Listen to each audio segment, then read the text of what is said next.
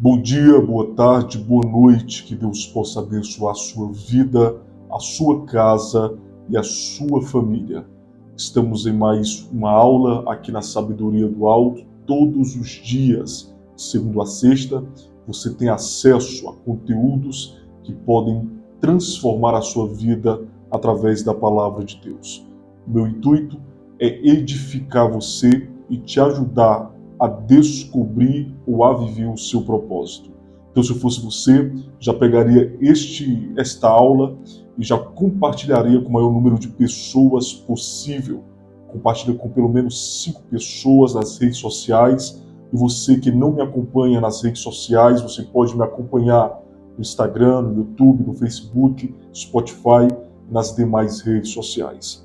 Então, hoje você vai aprender como lidar com o abandono e com a solidão em uma crise. Todos nós já passamos por isso, por um momento de abandono, de solidão, em um momento em que você achou que estava sozinho, mas existe algumas lições que você pode aplicar na sua vida para que você consiga lidar com qualquer tipo de abandono e com a solidão. O ser humano ele foi criado, foi formado e foi treinado para viver em sociedade. Se ele não vive em sociedade, logo ele entra em conflito consigo mesmo e as crises existenciais começam a surgir na vida. Então você me pergunta, Wesley, como é que eu faço para lidar com o abandono e com a solidão? Para que eu possa compartilhar essa palavra com você, eu preciso que você pegue a sua Bíblia e abra a sua Bíblia comigo. Primeiro livro dos Reis, Reis de Israel, na Bíblia Sagrada, capítulo de número 19.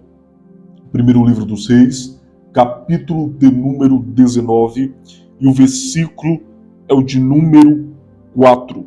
Diz assim o texto: Ele, porém, foi ao deserto, caminho de um dia, e foi sentar-se debaixo de um zimbro, e pediu para si a morte, e disse: Já basta, ó Senhor, toma agora a minha vida, pois não sou melhor do que meus pais. E deitou-se, e dormiu debaixo do zimbro. Então o anjo o tocou e lhe disse: Levanta-te e come. E olhei, e eis que a sua cabeceira, ou melhor, e olhou, e eis que a sua cabeceira estava um pão cozido sobre as brasas, e uma botija de água. Então comeu, bebeu e tornou a deitar-se. E o anjo do Senhor voltou uma segunda vez, o tocou e disse: Levanta-te e come, porque te será muito longo o caminho. Levantou-se, pois, comeu e bebeu, e com a força daquela comida caminhou 40 dias e 40 noites até Horebe, o monte de Deus. Esse texto aqui fala sobre o profeta Elias. Elias, que você já sabe que foi um dos maiores profetas de toda a história de Israel e da Bíblia Sagrada. Elias foi um homem que teve bastante coragem e ousadia para enfrentar o rei Acabe e enfrentar Jezabel. A Bíblia diz que ele tinha tanta autoridade e tanta intimidade com Deus que o que ele fazia surtia efeito em toda a nação de Israel, a ponto do legado dele entrar para a história. Só que chega um período em que Elias ele entra em crise. 1 Reis capítulo 17, ele passou pela sua primeira crise. No capítulo de número 19, ele entra na sua segunda crise. No capítulo 18, Elias profetiza e faz um desafio diante dos profetas de Baal para provar quem era o verdadeiro Deus. 850 profetas de Baal foram lançados à morte, porque Elias conseguiu demonstrar, através do poder de Deus, que Deus realmente é o Senhor. Então, Elias, depois de se encontrar com esses profetas, ele vai passar por um período de abandono, por um período de solidão. Imagine só, Se Elias, que foi um dos maiores profetas de toda a história, um homem de Deus, passou por um momento de abandono, passou por um momento de solidão e de tristeza, imagine você e eu, podemos passar também por um momento de solidão. Talvez em sua vida, nesse exato momento, você está vivendo uma tristeza profunda, está vivendo um momento de solidão. Você olha para um lado, não encontra saída, olha para o outro, não encontra amigos, olha para todos os lados, não encontra ninguém para estar perto de você. Talvez a família se distanciou de você, amigos se distanciaram de você, aqueles que você pensou estaria perto de você, todos eles se distanciaram de você. E você está vivendo em uma crise profunda, porque está sozinho, você está triste, você está se sentindo impotente, porque quem deveria estar ao seu lado te deixou de lado. Mas eu tenho uma palavra de direcionamento para o seu coração. E qual é a primeira palavra de direcionamento? Anota aí. Deus não te coloca na solidão para você morrer. Deus te coloca na solidão para mudar você e para te transformar em alguém novo. Não entendi, Wesley? Nem todos podem ver o que Deus vai fazer em processos na tua vida. Tem gente que está ao teu lado hoje, mas na verdade não quer o teu bem. Então Deus prefere tirar essas pessoas e te ver sozinho por um período de tempo, porque talvez essas pessoas poderiam te prejudicar. Então estar sozinho não é sinônimo de depressão, estar sozinho não é sinônimo de tristeza, estar sozinho não é sinônimo de angústia, ao contrário disso, estar sozinho é sinal de estar protegido por Deus. É melhor estar sozinho do que estar mal acompanhado. Eu vou repetir, é melhor você estar sozinho do que você estar mal acompanhado, porque não adianta você estar com pessoas ao seu redor se essas pessoas não querem o teu bem, se essas pessoas não querem te ajudar, se essas pessoas não querem te impulsionar para o nível que Deus quer te levar. Então é melhor que Deus tire essas pessoas do teu caminho e que você ande sozinho, porque na solidão Deus vai se revelar para você. Eu quero que você digite isso. Deus vai se revelar para mim na minha solidão. Wesley, eu não acredito, mas essa é a palavra profética para a sua vida. Deus vai se revelar na tua solidão. Wesley, não tenho amigos. Wesley, estou sozinho. Wesley, meus familiares me deixaram. Wesley, todos estão contra mim. Deus está dizendo, se eu estou contra você, todos podem te desprezar, porque a minha presença é suficiente. Então, como lidar com o abandono e com a solidão em uma crise?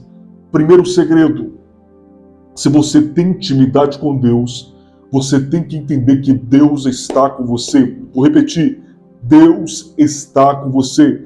Então a primeira forma de você lidar com o abandono e com a solidão em sua vida é você entendendo que Deus está com você. A segunda forma de você lidar com a solidão e com o abandono em sua vida é você entender que Deus quer te proteger de pessoas específicas. Como eu disse, existem pessoas que querem ver o teu mal, existem pessoas que querem ver a tua destruição, existem pessoas que querem ver a tua queda, existem pessoas que querem te ver no fundo do poço. Então é melhor que Deus te tire de perto dessas pessoas e te deixe ficar sozinho, porque na solidão Deus vai estar ao teu lado. Já diz o ditado, você sem Deus você não é nada, mas você com Deus é maioria. Então se você está com Deus, você está bem acompanhado. Então Deus quer te proteger.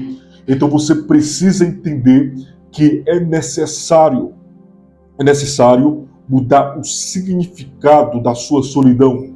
Então solidão não é abandono, solidão é presença de Deus presente.